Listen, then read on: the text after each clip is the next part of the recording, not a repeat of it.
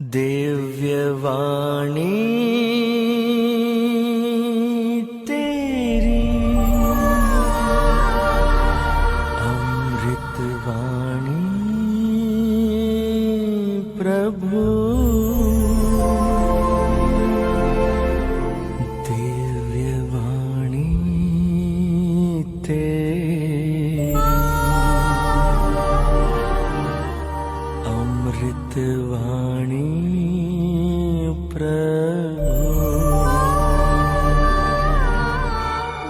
प्रणाम प्रिय कृपापूर्ण प्रभु तेरे साथ धन्य स्त्रियों और धन्य का यीशु। हे संत मरिया परमेश्वर की मां, प्रार्थना कर पापियों के लिए अब और हमारे मरने के समय आमीन। पिता और पुत्र पवित्र आत्मा की महिमा होवे, जैसे आदि में अवतरण का संसार में आमीन।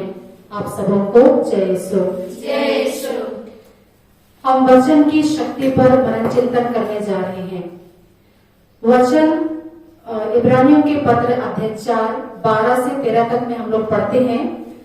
क्योंकि ईश्वर का वचन जीवन, सशक्त और किसी भी दुधारी तलवार से तेज है। वह हमारी आत्मा की अंतरतम तक पहुंचता और हमारे मन के भावों तथा विचारों को प्रकट कर देता है।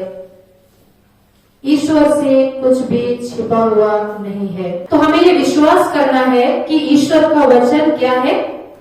जीवंत है, सशक्त है और किसी भी दुधारी तलवार से तेज है। और जब जब हमारे जीवन में वचन का संचार होता है, जब जब हम वचन को सुनते हैं, वचन हमारे अंदर में कार्य करने लगता है। क्या आप विश्वास करते हैं कि वचन हमारे जीवन में कार्य करता है? क्या आप लोग विश्वास करते हैं?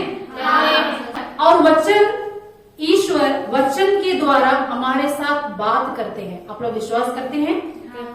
ईश्वर अपनी इच्छाओं को वचनों के द्वारा हमसे बातें करते हैं। अपनी इच्छाओं को, हमारे लिए जो योजना ईश्वर ने बनाया है, उस योजना को हमारा प्रभु ईश्वर वचन के द्वारा प्रकट करते हैं। मैं छोटा सा अपना अनुभव आप लोगों को बताना चाहती हूँ। सिस्टर बनने से पहले 10th पास करने के बाद मैं सोच रही थी कि मैं क्या करूंगी, कहाँ जाऊंगी, इसके बाद मुझे क्या करना है। ये सारी बातें मेरे मन में चल रही थी और व्यक्तिगत प्रार्थना करते करते कुछ समय के बाद मैं भूल गई कि मैं किस चीज के लिए प्रार्थना कर रही थी। और एक दिन ऐसा हुआ कि प्रार्थना करते करते मैं बाइबल खोली और मेरा नजर ऐसे वचन पर पड़ा जहां पर प्रभु ने मुझसे कहा, प्रवक्ता ग्रंथ अध्याय 2:1-6। वहां पर वचन इस प्रकार कहता है, पुत्र, यदि तुम प्रभु की सेवा करना चाहती हो तो विपत्ति का सामना करने को तैयार हो जाओ। तुम्हारा हृदय निष्कपट हो, तुम दृढ़ संकल्प बने रहो। विपत्ति के समय तुम्हारा जी नहीं घबराए। ईश्वर से लिपटे रहो, उसे मत त्यागो, जिससे अंत में तुम्हारा कल्याण हो। आगे वचन कहता है, जो कुछ तुम पर बीतेगा उसे स्वीकार करो तथा दुख और विपत्ति में धीर बने रहो, क्योंकि अग्नि में स्वर्ण की परख होती है और दीनहीनता की घड़िया में ईश्वर की कृपा पात्रों की। ईश्वर पर भरोसा रखो और वह तुम्हारी सहायता करेगा। प्रभु के भरोसे सन्मार्ग पर आगे बढ़ते जाओ। Hallelujah, hallelujah. तो इस वचन ने मेरे मन को बिल्कुल क्लियर कर दिया और मैं जो डाउट कर रही थी, मैं जो सोच रही थी कि मैं कहाँ जाऊंगी, क्या करूंगी, प्रभु इस वचन के द्वारा मुझसे बात किए। Hallelujah, hallelujah. और इस प्रकार मैं प्रभु के वचनों पर विश्वास की और मैं भोपाल में चले आई। तो ईश्वर का वचन हमें मार्ग दिखाता है। ईश्वर का वचन हमें मार्ग दिखाता है। जिस प्रकार हम लोग पढ़ते हैं स्रोत ग्रंथ 119 अध्याय 105 में कि ईश्वर का वचन क्या है? दीपक है जो हमारे पथ को आलोकित करता है, हमें मार्ग दिखाता है। उस मार्ग पर हमें ले जाता है जो मार्ग सत्य है, जो मार्ग जीवन है। और वो कौन है? यीशु मसीह स्वयं। प्रभु का वचन कहता है नबी यिर्मयाह के ग्रंथ अध्याय 33:3 में, नबी यिर्मयाह का ग्रंथ अध्याय 33:3 में कि यदि तुम पुकारोगे तो मैं तुम्हें उत्तर दूंगा। यदि हम प्रभु को पुकारते हैं तो प्रभु हमें क्या देता है? उत्तर देता है और अपने वचनों के द्वारा प्रभु हमसे बातें करते हैं। प्रभु अपनी इच्छाओं को हमारे लिए प्रकट करते हैं कि प्रभु हमसे क्या चाहते हैं, हमसे क्या कराना चाहते हैं, प्रभु ने हमें क्यों चुना है, प्रभु ने हमें क्यों बुलाया है।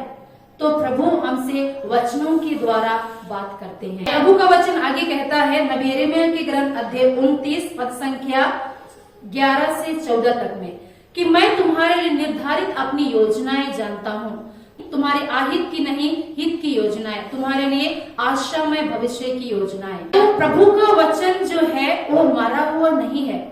प्रभु का वचन सिर्फ बाइबल तक सीमित नहीं है। प्रभु का वचन, जब हम प्रभु के वचन में विश्वास करते हैं उसमें जीवन है। Hallelujah, hallelujah, hallelujah, hallelujah. जब हम वचन के साथ प्रार्थना करते हैं वो प्रार्थना बहुत अधिक प्रभावशाली होती है और वचन के द्वारा जब हम प्रभु से मांगते हैं प्रभु हमें प्रदान करते हैं। मेरा बहुत सारा अनुभव है ऐसे। एक बार हमारे गांव में मेरे मामा लगते हैं, उनका किडनी निकाला गया था और इनका एक किडनी निकाला गया था और वो एक ही किडनी से बहुत परेशान, बहुत बीमार रहता था। कुछ समय के बाद में वो काफी परेशान हो गया और उस बीमार से संघर्ष करने लगा। फिर कुछ दिन के बाद उनकी हालत में थोड़ी सुधार आई और वह ड्यूटी पर जाने लगा। हर रोज करीबन आधा घंटा साइकिल चला करके उन्हें ड्यूटी तक जाना था और ऐसा करते करते करते उनकी तबीयत धीरे धीरे ज्यादा खराब होने लगी और वह भाई बहुत ज्यादा गंभीर बीमार हो गया। और एक दिन जब मैं मेरा पहला प्रोफेशन के बाद में जब मैं घर गई और मेरा दूसरा दिन हुआ था घर में और कुछ लोग आए उनके घर से और मुझे बोले कि बेटी चलो तुम्हारा मामा जो है बहुत बीमार है, थोड़ा प्रार्थना कर देना। तो मैं और मेरी माँ गए उनके घर में और हम लोग प्रार्थना करने लगे। प्रार्थना करते करते हम लोग वचन का इस्तेमाल करके प्रार्थना कर रहे हैं, प्रार्थना कर रहे हैं, कोई असर नहीं हो रहा है और वो छटपटा रहा है, दर्द से कराह रहा है। ऐसे करते करते करते शाम हो गई। शाम होने के बाद में हम लोग अपने अपने घर चले आए। आने के बाद में जब मैं सोई, एक अंदर से एक आवाज मुझसे बातें करती है कि वचन अभी काम नहीं करेगा, क्योंकि वो भाई कभी भी रविवार के दिन में चर्च नहीं जाता है। Hallelujah, hallelujah, hallelujah, hallelujah, hallelujah, hallelujah. तो कभी कभी वचन हमारे जीवन में कभी कभी तुरंत प्रभावित नहीं होता है, तुरंत काम नहीं करता है। क्यों? क्योंकि हमारे जीवन में पाप है, हमारे जीवन में पश्चाताप की कमी है। वही वचन जो हम प्रेरित चरित्र अध्याय 9 में हम पढ़ते हैं साउल के बारे में। साउल एक वाणी सुनता है, साउल साउल तुम मुझ पर क्यों अत्याचार कर रहे हो। साउल ये वाणी को सुनते ही वो घबरा जाता है कि उस वाणी में कुछ बात है। इतने सारे संसार में साउल घूमा, लोगों को अत्याचार किया, कितने सारे लोगों से वार्तालाप हुआ होगा साउल का, लेकिन जब साउल का यीशु से भिड़ंत होता है, साउल के जीवन में उस आवाज से कुछ होने लगता है। Hallelujah, hallelujah, hallelujah, hallelujah. Saul ये समझ जाता है कि ये साधारण वाणी, ये साधारण शब्द नहीं है और साउल पूछता है कि आप कौन है? ये जो वाणी है, जो शक्तिशाली वाणी मुझे सुनाई दे रहा है, मुझसे कुछ बोल रहा है, ये साधारण वाणी, साधारण शब्द नहीं है। Hallelujah, hallelujah, hallelujah.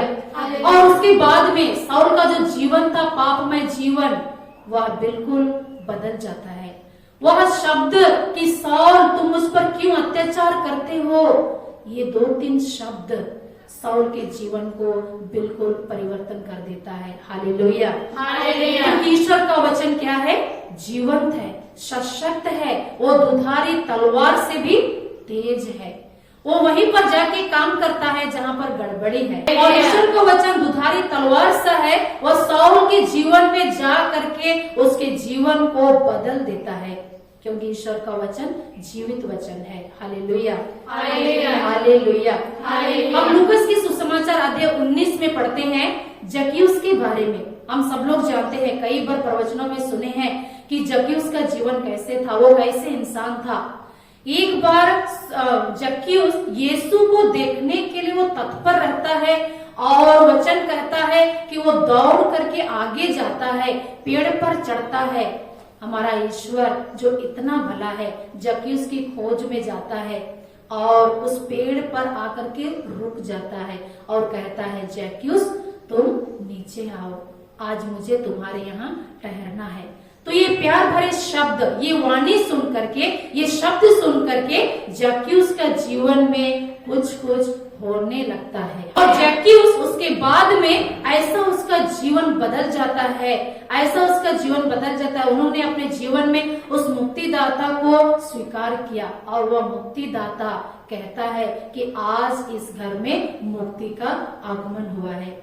तो प्रभु के वचनों में, प्रभु के शब्द में जीवन है जो हमारे जीवन को सही मार्ग पर ले चलता है। हमारा डिवेस एक जीता जागता साक्षी है। Hallelujah, hallelujah, hallelujah. प्रभु का वचन कहता है स्रोत ग्रंथ 23 में कि प्रभु मेरा चरवाहा है, मुझे किसी बात की कमी नहीं है। ये वचन सिर्फ बाइबल में ही नहीं, सुनने के लिए ही नहीं, लेकिन इस वचन के ऊपर दिव्यवाणी संघ जीता है और उसमें विश्वास करता है और उसी विश्वास के आधार पर हम विश्वास पर इस वचन पर दावे के साथ कहते हैं कि प्रभु हमारा दिव्यवाणी संघ का चरवाहा है। आज तक प्रभु ने हमें किसी भी चीज की कमी घटी नहीं होने दी। मत्ती की सुसमाचार अध्याय 6:33 में हम पढ़ते हैं कि तुम सबसे पहले ईश्वर उसकी धार्मिकता की खोज में लगे रहो, बाकी चीजें तुम्हें यूं ही मिल जाएगी।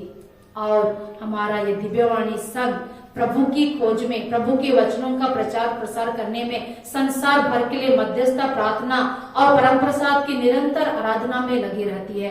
और प्रभु हमारे सारे जरूरतों को बहुत सारे दूतों को भेज करके पूरा करते हैं। प्रज्ञा ग्रंथ अध्याय 16 वचन संख्या 26 में प्रभु का वचन कहता है, इस प्रकार तेरे प्रिय पुत्रों को अनुभव हुआ कि मनुष्यों का पोषण विभिन्न फलों द्वारा नहीं होता, बल्कि तेरा वचन उन सबों को संभालता है जो तुझ पर विश्वास करते हैं। तो वचन हमें संभालता है, वचन हमारे सारे जरूरतों को पूरा करता है।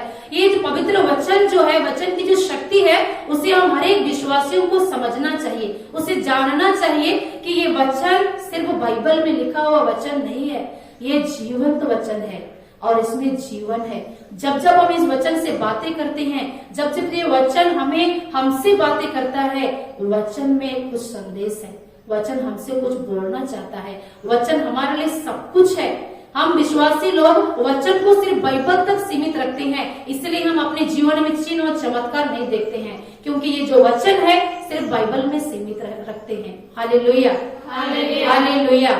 इसीलिए क्रिस्त में विश्वासीगण, मैं इस वचन पर विश्वास करती हूँ और कहती हूँ कि हमें इस वचन पर विश्वास करना है, इस वचन के अनुसार हमें जीना है, वचन की शक्ति को हमें जानना है कि सचमुच में ये वचन जो है ये वही शब्द है जिसके बारे में हम यूहन्ना 1:1 में पढ़ते हैं कि आदि में शब्द था, शब्द ईश्वर के साथ था और वह स्वयं ईश्वर था। Hallelujah, hallelujah, hallelujah. वही शब्द माता मरियम के जीवन में, वही शब्द माता मरियम के जीवन में आता है।